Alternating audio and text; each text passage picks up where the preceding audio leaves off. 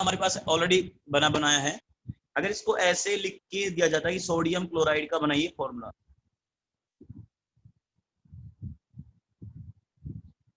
तो बेटा देखिए, जब भी कोई केमिकल सब्सटेंस का आप नाम बोलोगे वो हमेशा दो हिस्सों में टूटता है, एक पहला वाला पार्ट, एक पीछे वाला पार्ट।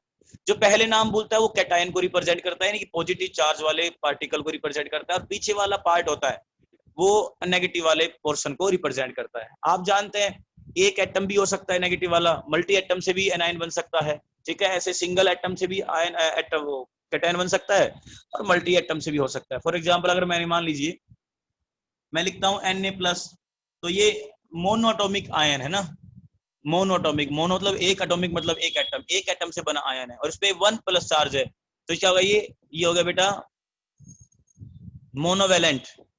अगर मोनोवेलेंट मतलब एक वैलेंसी +1 चार्ज, डाई हो, अगर 2+ हो तो डाईवेलेंट, 3 हो तो ट्राईवेलेंट, 4 हो टेट्रावेलेंट, जी पॉजिटिव से नेगेटिव हो। मोनोवेलेंट बोलते हैं जब सिंगल चार्ज मौजूद हो पर, डाईवेलेंट के लिए 2 चार्ज हो, इधर पॉजिटिव और नेगेटिव, ठीक है, और 3 के लिए ट्राईवेलेंट, 4 के लिए टेट्रावेलेंट। और एटम की काउंटिंग पे बोलते हैं monoatomic ion, diatomic ion, triatomic ion, tetratomic ion, pentatomic ion, ऐसे करके। ज्यादा हो तो पॉलीएटॉमिक आयन, ऐसे बोल सकते हैं, ठीक है।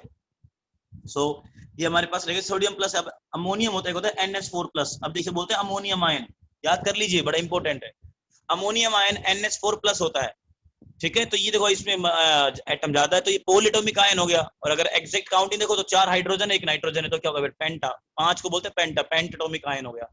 तो काउंटिंग पे बोलते हैं मोनोटॉमिक, डायटोमिक, ट्राइएटॉमिक, टेट्राटॉमिक। और वैलेंसी के हिसाब से बोलते हैं मोनोवैलेंट, डाईवैलेंट, ट्राईवैलेंट, टेट्रावैलेंट, है ना, ऐसे करके। तो ये याद रखना बेटा।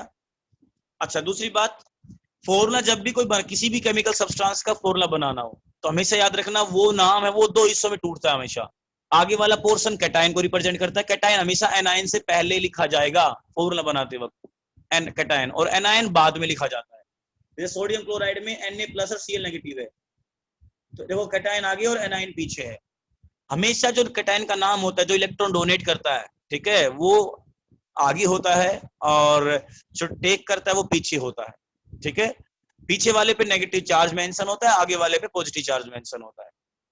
दूसरी सबसे बड़ी बात इस फॉर्मूला बनाते वक्त, जैसे मैंने कहा सोडियम क्लोराइड है, अब सोडियम अलग बोला, क्लोराइड अलग बोला, तो सोडियम को हमने Na को अलग कर लेंगे और Cl को अलग कर देंगे। अगर तोड़ के लिखना हो इसको तो टूटे कहां से, ये Na और Cl के बीच में दरार आएगी, तो Na अलग हो जाएगा और Cl अलग हो जाएगा। तो जहां भी नाम में थोड़ा बहुत गैप आए, जहां भी आपको नाम टूटता हुआ दिखे, वहीं पे उस केमिकल का वहीं से डिवीजन होगा उसका, वहीं से वो अलग होगा कैटायन एनायन के अंदर। ये एक रूल हो गया। इसके अलावा और रूल देखो बेटा, सिंपली किसी भी फॉर्मूला बनाना हो किसी भी कंपाउंड का, ठीक है, जैसे मान लो पहले सोडियम क्लोराइड जो आपको दे दिया, बड़ा सिंपल एग्जांपल ले रहा हूं, फिर से बाद धीरे धीरे बढ़ चलेंगे।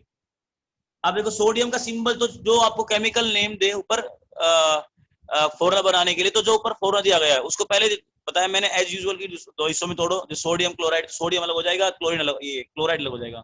अब सोडियम आया बेटा, सोडियम का सिंबल, तो फिर आगे सिंबल लिखे Na+, सोडियम का सिंबल Na, और क्लोरीन का बेटा Cl। क्लोराइड आया क्लोरीन से, बताऊंगा ID क्यों आया पीछे नाम के, वो भी आपसे डिस्कस करेंगे, ठीक है। तो यहाँ पे Na हो गया और Cl हो गया।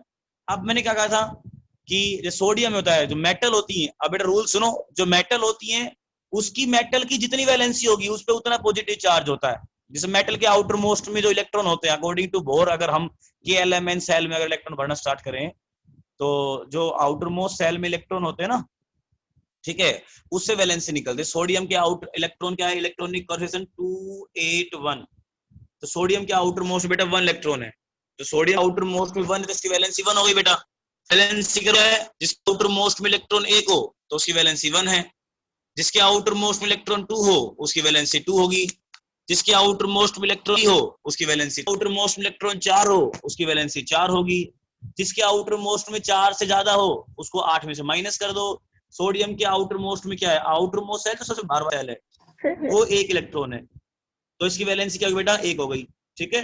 अब जो मेटल की वैलेंसी होती है वही उसके ऊपर पॉजिटिव चार्ज बना के लिख दो, जैसे Na+, तो ये कैटायन बन जाएगा आपका, ठीक है। क्योंकि मेटल जो होती है वो इलेक्ट्रॉन डोनेट करती है, क्योंकि मेटल के पास इलेक्ट्रॉन की भारी कमी होती है आउटर मोस्ट सेल में, और वो भारी कमी को मेटल जो होती है वो इलेक्ट्रॉन गेन करके पूरा नहीं कर सकती।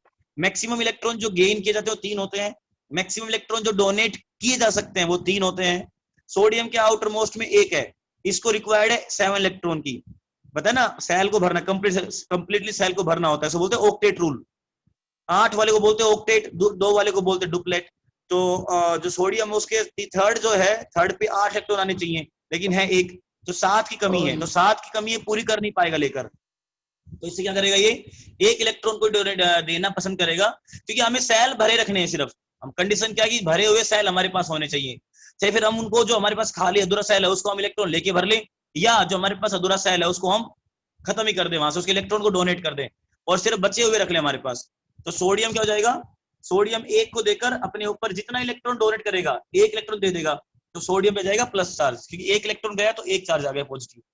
ठीक है बेटा, तो ये इसलिए मैं कह रहा हूँ कि मेटल्स जो होती हैं, मेटल्स के आउटर मोस्ट में आपको generally 1 electron, 2 electron, 3 electron outer most shell मिलेंगे, तो वो इलेक्ट्रॉन डोनेट करती है मेटल्स, इसलिए उनमें पॉजिटिव चार्ज आता है।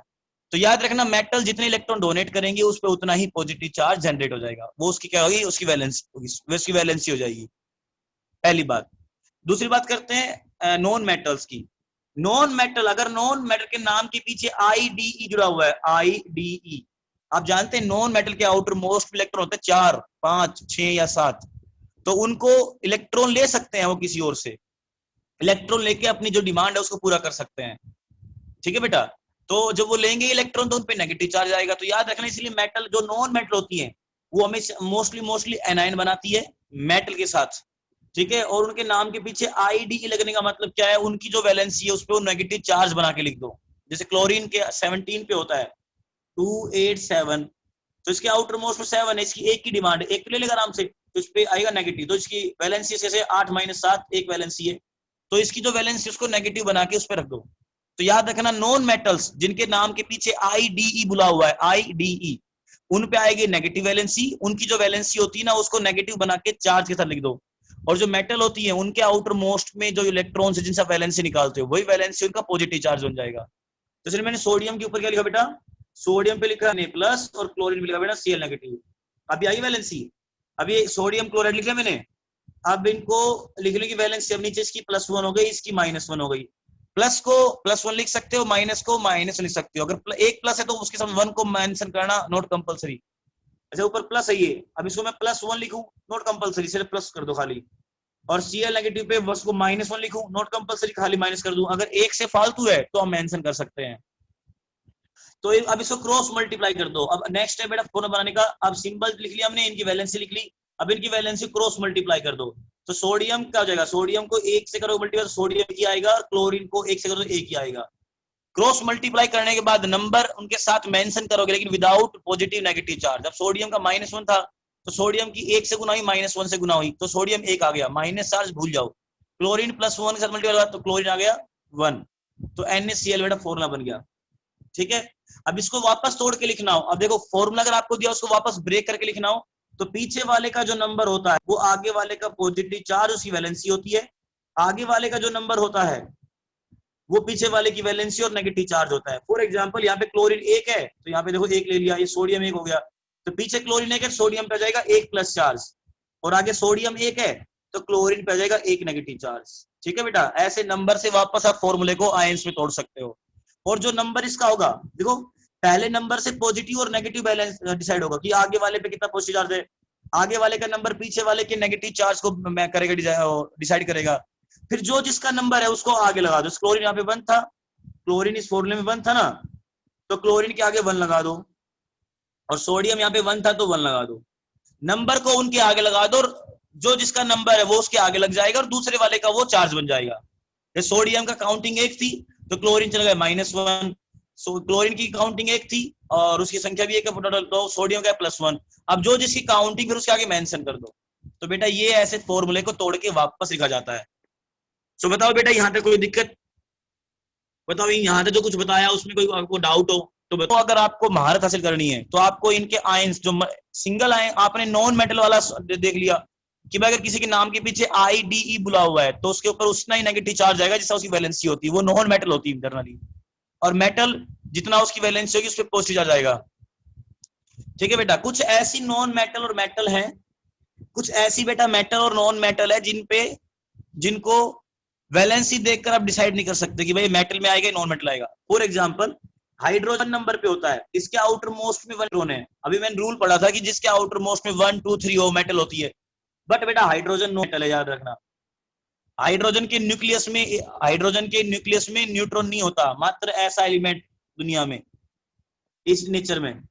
दूसरा देखो हीलियम, हीलियम 2 नंबर पे, इसके आउटर मोस्ट में 2 होगा, तो इसकी वैलेंसी 2 है, ये नोबल गैस है। हाइड्रोजन वैलेंसी 1 आउटर मोस्ट में 1 है, हीलियम क्या आउटर मोस्ट में 2 है, तो मैंने कहा इसके आउटर मोस्ट में 2 हो। देखो वैलेंसी वाला देखो और मेटल देखो, मैंने कहा था 1 और जिसके आउटर मोस्ट में 2 हो, आउटर मोस्ट में 3 हो, आउटर मोस्ट में, वो मेटल में आती है।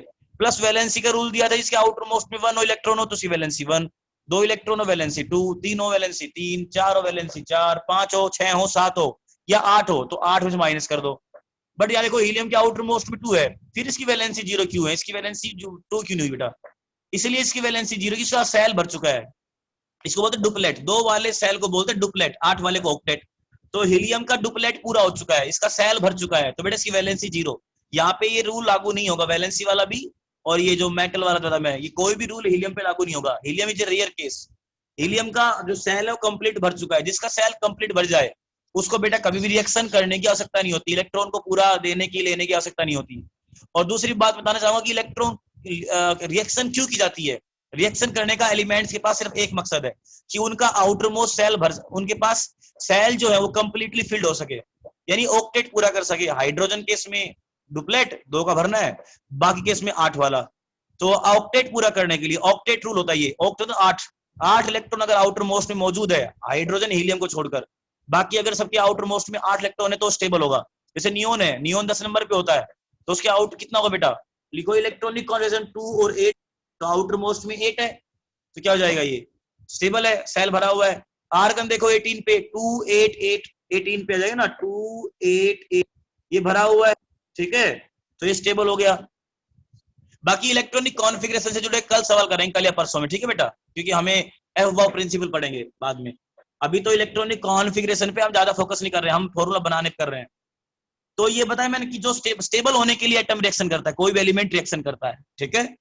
चलिए ये तो हो गया मेटल और नॉन मेटल्स के बारे में कि आईडी का मतलब क्या होता है बताया मैंने, कि कैसे फॉर्मूला बनता है वो बताया। चलिए एक फॉर्मूला आप बने, मैं लिख रहा हूँ मैग्नीशियम क्लोराइड। चलिए बेटा बताइए मुझे क्या फॉर्मूला होगा मैग्नीशियम क्लोराइड, इसका बेटा बनाओ फॉर्मूला, चलो बताओ बताओ बताओ बेटा, देखते हैं कितने सुपर फास्ट। फाउंडेशन और एक्सीलेंस बच्चों ने काफी इंटरेस्टिंग वे में बेटा बहुत सारे आंसर दिए थे, आप भी करो, शाबाश।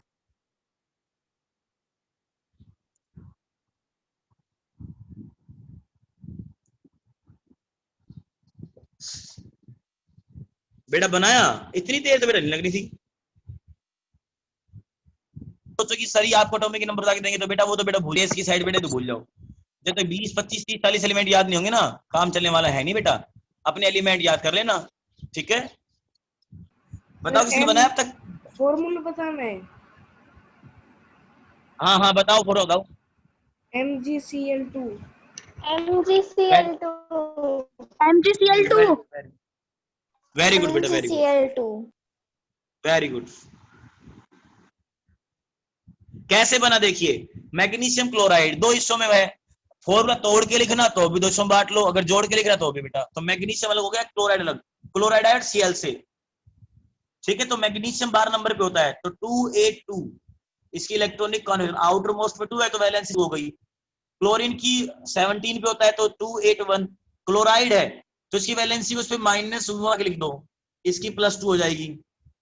तो अब नीचे से नंबर लिख दो +2 और -1 लिख दिया, आप क्रॉस मल्टीप्लाई कर दो, तो Mg1 से होगा तो बेटा Mg पे आएगा Mg1 आ जाएगा, और क्लोरीन 2 से होगा तो Cl2 आ जाएगा। अब एक को मेंशन करो चाहे मत करो, वो मतलब कुछ नहीं होता, तो अब जाएगा ये MgCl2, ये बन गया formula magnesium chloride. Magnesium dichloride, आगे वाले की काउंटिंग बेशक मत बोलो, पीछे वाली काउंटिंग बोलनी पड़ती है कि भाई मैग्नीशियम डाइक्लोराइड बोल दो इसको, चाहे डायरेक्टली मैग्नीशियम क्लोराइड बोल दो। अब अगर मान लीजिए फॉर्मूला दे दिया जाए आपको, फॉर्मूला, और आपसे इसको आयंस में तोड़ के लिखने को बोले तो कैसे लिखोगे, चलिए आप दोबारा कर लेते हैं एक बार। से MgCl आपको देते फॉर्मूला, इसको कहे कि आयंस में तोड़ के दिखाओ, तो बेटा पीछे वाले का नंबर आगे वाले का पॉजिटिव चार्ज उसकी वैलेंसी, आगे वाले का नंबर पीछे वाले की नेगेटिव चार्ज उसकी वैलेंसी, और जो जिसका नंबर है फिर उसके आगे लगा देना। आई रिपीट, पीछे वाले का नंबर आगे वाले की पॉजिटिव चार्ज उसकी और उसकी वैलेंसी, आगे वाले का नंबर पीछे वाले की नेगेटिव चार्ज उसकी वैलेंसी, और फिर जो जिसका नंबर है वो उसके आगे लगा देना। तो मैग्नीशियम को अब क्लोरीन 2 है तो मैग्नीशियम पे जाएगा 2 पॉजिटिव चार्ज,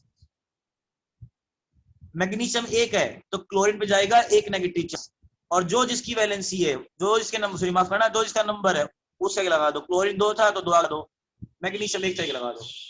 बोलो बेटा, कुछ हेल्प हुई, समझ में आया बेटा? हाँ या ना? Yes sir. Yes sir. एक बार अटेंडेंस देख लेते हैं, उसके बाद फिर दोबारा स्टार्ट करते हैं। बेटा ये सिंपल कंपाउंड पढ़ा रहा हूँ बेटा। देखो इनके नाम क्या बोलेंगे, या तो इनको हमें कैसे पता, आपको बुक के अंदर कुछ एलिमेंट के ब्रैकेट में रोमन लैंग्वेज में, रोमन मैथमेटिकल लैंग्वेज में आपको नंबर लिखे मिलेंगे। फॉर एग्जांपल आपको आयरन Fe सेकंड के एस से मिल सकता है, या आपको आयरन थर्ड ऐसे करके मिल सकता है, ठीक है? तो इन रोमन इसको बोलते हैं बेटा स्टोक नोटेशन, स्टोक STOC के स्टोक नोटेशन। इसमें क्या होता है, जो एलिमेंट वेरिएबल वैलेंसी शो करते हैं एक से ज्यादा, तो उनकी वैलेंसी को उनके ब्रैकेट में रोमन लैंग्वेज में लिखकर हम मेंशन कर सकते हैं। पहली बात, ये बात क्लियर होगी। अब कुछ एलिमेंट होता है जो वेरिएबल वैलेंसी शो करते हैं, उनमें एक तो आपके सामने है आयरन, जो +2 भी करता है +3 भी करता है, या 2 और 3। नॉर्मल वैलेंसी बोलो तो 2 और 3 है, इलेक्ट्रो वैलेंसी बोलो तो +2 और +3 है, ठीक है? चलिए अब इसको कैसे बोलते हैं, इनका नाम कैसे बोलेगा? नाम बेटा बोलेगा, लोअर वैलेंसी में नाम के साथ अस लग जाएगा OUS, और हायर वैलेंसी में नाम के साथ इक लग जाएगा, इक इक इक, रिक या इक, ठीक है? इक IC IC IC ऐसे करके। जैसे आयरन है, अब आयरन का लैटिन भाषा में नाम क्या होता है बेटा, बताना। What is the name of iron in Latin language? Ferrum. Very good. तो यहाँ पे फेरम बन जाएगा, लोअर वैलेंसी है इसकी और हायर ये है, तो इसमें लोअर में है फेरस और हायर में फेरिक। एग्जाम्पल देखो, जैसे आपके पास मान लीजिए FeCl है, ये कंपाउंड है, बताओ इसमें आयरन की वैलेंसी कितनी, बताना बेटा। FeCl3 में आयरन की वैलेंसी कितनी है?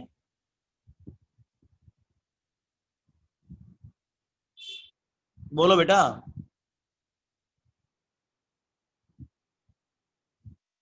नीचे जो कंपाउंड लिखा है FeCl3, इसमें आयरन की वैलेंसी कितनी है बेटा?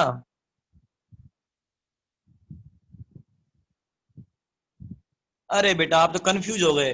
वैलेंसी निकालने का रूल अभी वो कंपाउंड में क्रॉस मल्टीप्लाई, जो नंबर ये कप मल्टीप्लाई, इसको दे दो नंबर, ये इसकी काउंटिंग इसको दे दो, तो यहाँ पे आयरन पे 3+ है। कितना कंफ्यूज बेटा आप हो गए, बेटा ऐसे काम से चलेगा। और आयरन है Cl नेगेटिव, और क्लोरीन 3 थे तो आगे नंबर लगा दो, तो Fe3+ और 3Cl नेगेटिव, वो रूल तो सेम रहेगा। तो FeCl3 में क्या था, आयरन की वैलेंसी यहाँ पे 3 है, और अगर मैं लिखूं FeCl2 तो यहाँ पे कितनी होगी बताना आयरन की? बोलो बेटा।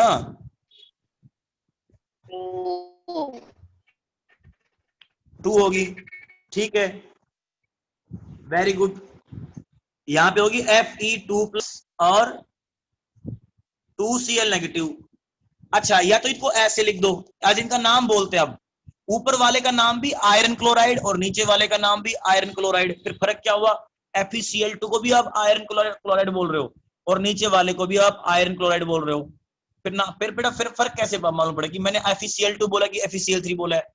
बोलना बेटा, बताना कैसे जानोगे FeCl2 और FeCl3 दोनों का अगर मैं नाम आयरन क्लोराइड बोल दूं तो तुम्हें कैसे मालूम कि भाई कौन सा आयरन क्लोराइड, FeCl2 वाला कि FeCl3 वाला है, बताना।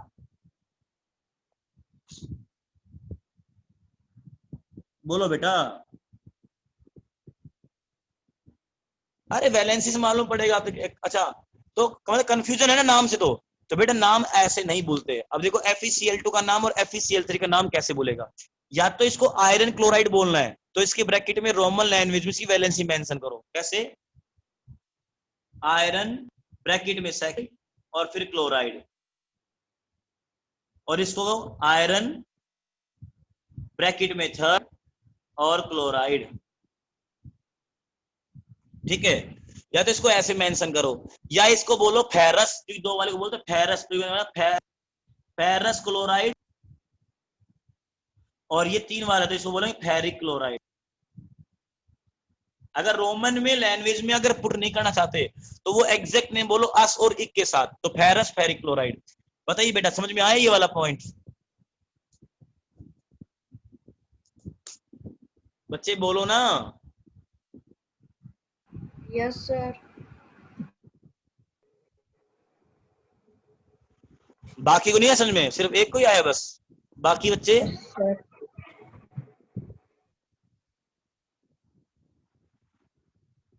दो ही को समझ में आया, बाकी को नहीं आया?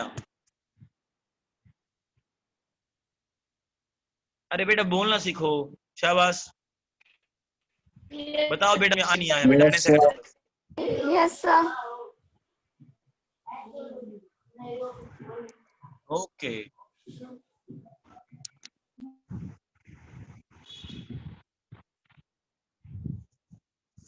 चल देखिए, इतना समझ में आ गया, ठीक है। अब हम थोड़ा आगे बढ़ते हैं। आगे क्या है बेटा, इसमें सुनो। आपने फॉर्मूलाज लिख देखिए, क्रॉस मल्टीप्लाई कर लिया आपने। अब आते हैं पॉली एटॉमिक आयंस पे। अब बेटा मेन जो फंडा है वो है पॉली एटॉमिक आयंस को याद करना, मतलब जिसमें एक से ज्यादा एटम होते हैं, ठीक है। जैसे पॉजिटिव वाले में आपको मिलेगा अमोनियम। तो बेटा जब तक वो फॉर्मूला आपको याद नहीं होंगे तो आप बेटा भूल जाइए कि आप कुछ कर पाएंगे। तो कल का होमवर्क यही है, पहले आप आयन याद करके आएंगे। आयन याद करके आएंगे तो बेटा को फायदा होगा। अगर आयन याद करके नहीं आए तो बेटा कल का क्लास आपके लिए बेकार जाएगी। और कल क्लास जरूर मिस मत कर देना। चलो मैं आपको आयन टेबल से शुरू करता हूं। ये हमारे पास है आयन टेबल, मैं शेयर कर चुका हूं आपको मॉर्निंग में। ये आपके सामने टेबल है। आपके लेफ्ट हैंड साइड जो है पॉजिटिव आयंस है, कैटायंस, उनके नेम और फॉर्मूला है। हाइड्रोजन +1, अच्छा हाइड्रोजन तीनों शो करता, हाइड्रोजन +1 भी शो करती है, हाइड्रोजन -1 भी शो करती है, ठीक है। हाइड्रोजन -1 कब शो करेगी? अगर हाइड्रोजन -1 शो कर रही है तो उसके नाम के पीछे IDE लग जाएगा, IDE, हाइड्राइड। और अगर +1 शो कर रही है तो वो सिंपल हाइड्रोजन बोला जाएगा, ठीक है। ये बाकी आपके सामने देखो, ये कॉपर रहा, ऊपर से 1 2 3 4 5 6 7 8 9 पे कॉपर सेकंड है, नीचे आयरन सेकंड, आयरन थर्ड रहा। इधर देखो ये नेगेटिव आयंस है, क्लोराइड, ब्रोमाइड, फ्लोराइड, आयोडाइड, ये तो ठीक है बेटा। क्लोरीन, ब्रोमीन, फ्लोरीन, आयोडीन पे -1 होता है। हाइड्रोक्साइड होता है हाइड्राइड, एक होता है हाइड्रोक्साइड। हाइड्राइड है H नेगेटिव और हाइड्रोक्साइड है OH negative. Nitrate NO3 negative, oxide O2 negative, sulphide H2 negative, sulphate SO4 negative, carbonate CO3 negative, hydrogen carbonate HCO3 negative है बेटा। ये देखो और बहुत सारे आयन है। पर ऊपर देखो आयन विद 1 चार्ज, पर bromate BrO4 negative, bromate BrO3 negative, bromide BrO2 negative. तुम गौर कर रहे हो किसी के नाम के पीछे IDE बोल रहा है, जैसे यहाँ पे देखना, पीछे देखो, यहाँ पे पीछे वाले में मोस्टली IDE था। जब मैंने कहा जिसके नाम के पीछे IDE आए तो वो नॉन मेटल ढूंढ के उस पर नेगेटिव चार्ज लगा देना जितनी उसकी वैलेंसी है। अगर मान लो यहाँ पे ब्रोमेट बोल रहा है, सेकंड देखो यहाँ पे लेफ्ट हैंड साइड सेकंड जो है ब्रोमेट है BrO3 negative, BrO3 negative charge, ठीक है। अगर मैं बोलूं ब्रोमाइड तो ब्रोमाइड में IDE आ गया, तो जिसके नाम के पीछे IDE आ जाए उस नॉन मेटल को ढूंढकर जिससे वो मैच कर रही है, जैसे ब्रोमाइड आया ब्रोमीन से, उस पे उसकी वैलेंसी जितना ही नेगेटिव चार्ज लगा देना, ठीक है बेटा। जिंक की वैलेंसी परमानेंट 2 होती, +2 याद रखना, ठीक है। और भी देता हूं वैलेंसी आपको मैं अभी। तो देखो ये, और कुछ के नाम के पीछे ATE लगा हुआ है, किसी के नाम के पीछे IT लगा हुआ है, यही देख लो ना। ऊपर देखो पर ब्रोमेट था तो ATE लगा हुआ है, नीचे फिर ब्रोमेट है उसमें भी ATE लगा हुआ है, उसके जब ब्रोमाइट आ गया इसमें ITE लगा हुआ है। तो क्या मतलब होता है ITE का, ATE का और आइड का, मैं बता चुका हूं। तो पहले कल ये थोड़ी टेबल याद करके आना मेन, ठीक है। कल थोड़ा प्रैक्टिस करो इसको और कल आपसे फॉर्मूला बनवाते हैं हर एक कंपाउंड पे। अभी मैं आपको उन एलिमेंट्स के बारे में, आपको आयरन के बारे में बताया, बाकी कुछ और हैं उनके बारे में बताता हूँ। बेटा मैंने 3 भेजी आपको ये स्लाइड, एक तो ये सामने भी है आपके, ठीक है, एक ये है और एक ये है। 3 स्लाइड भेजूं बेटा, तो मैं देख लेना, कॉमन और छोड़ देना जिसमें जो अलग अलग वो करने हैं। चलिए आपस मूव करते हैं आपको कुछ जाने के लिए। मैंने कहा जैसे आयरन की मैं उन एलिमेंट के नाम लिखता हूँ जो वेरिएबल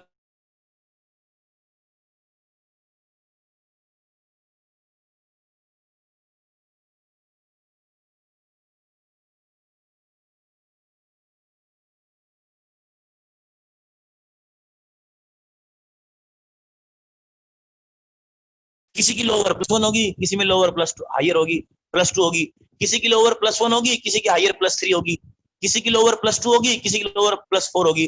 तो बेटा ये तो आपको याद करना है कि किसकी लोअर क्या है और हायर क्या है। आयरन का आपको पता नहीं होगा कि लोअर कौन सी हायर कौन सी है, तो बेटा कुछ नहीं कर सकते फिर आप इस मामले में। फिर बेटा आपको कुछ फॉर्मूले बनाने में बहुत दिक्कत आई, ठीक है ना। जैसे आयरन, इसमें बेटा इसका नाम हो जाएगा फेरस, FeROS, और इसे हो जाएगा फेर। और अगर फेरस फेरिक ना लिखना चाहो, इसका नाम तुम आयरन लिख चाहो तो लिख दो, सच कोई दिक्कत नहीं है, लेकिन पीछे रो लैंग्वेज में बैलेंस करो, इसकी सेकंड इसकी थर्ड। चलिए अब और देखते हैं, पहला ही हो गया, दूसरा देखो बेटा। कॉपर देखो, कॉपर की +1 भी होती है, कॉपर और कॉपर सेकंड भी होता है, +1 और +2, ठीक है।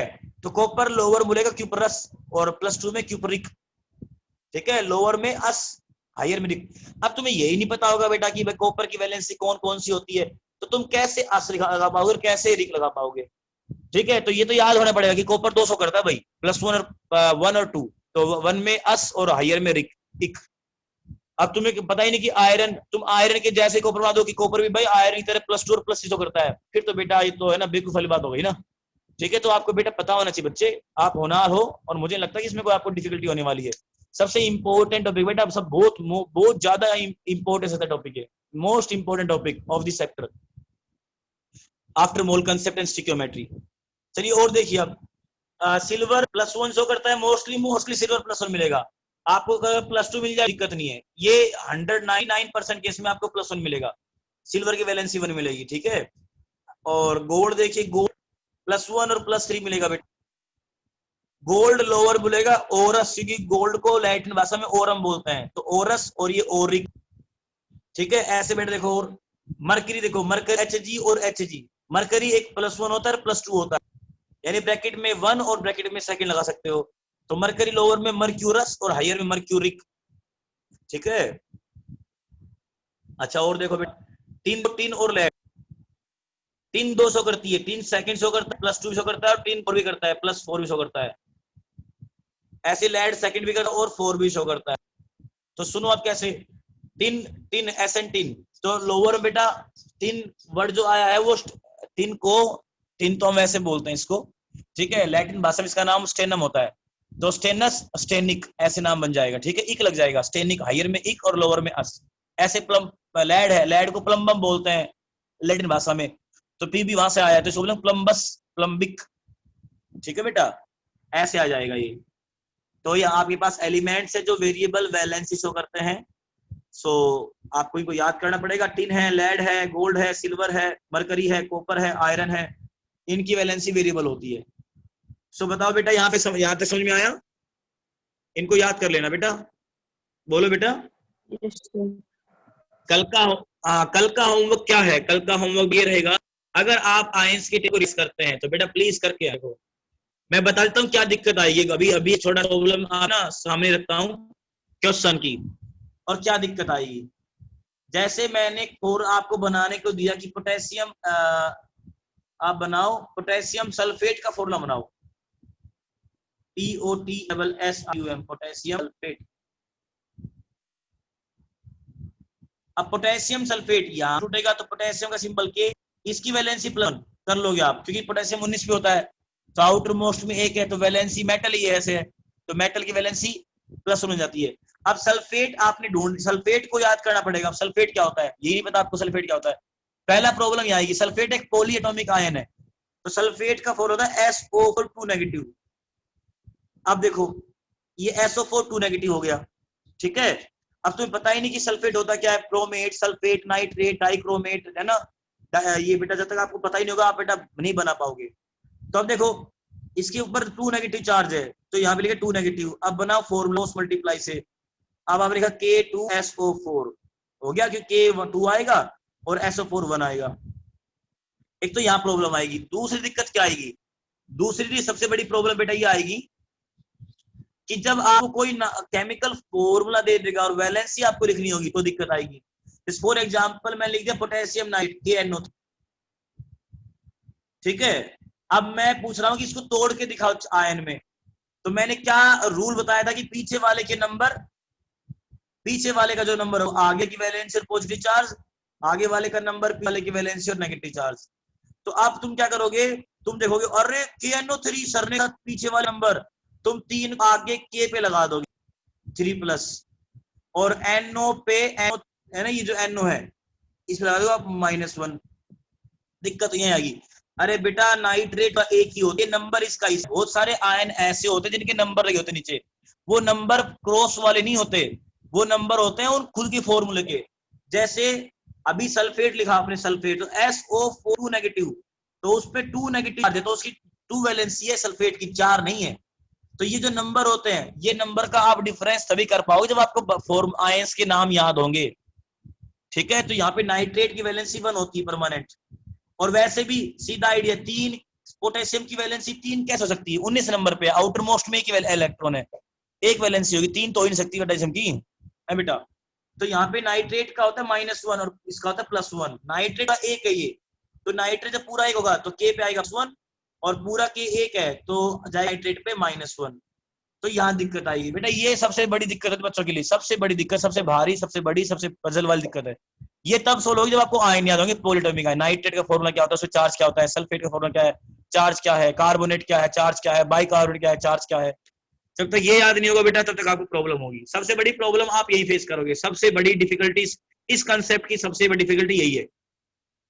और ये डिफिकल्टी नहीं है, ये आसानी है, मुश्किल से 15-20 आयन है याद करने के लिए बस, इसके अलावा बेटा कुछ है नहीं। चलिए तो बताओ, कोई दिक्कत आओ इसमें बताओ,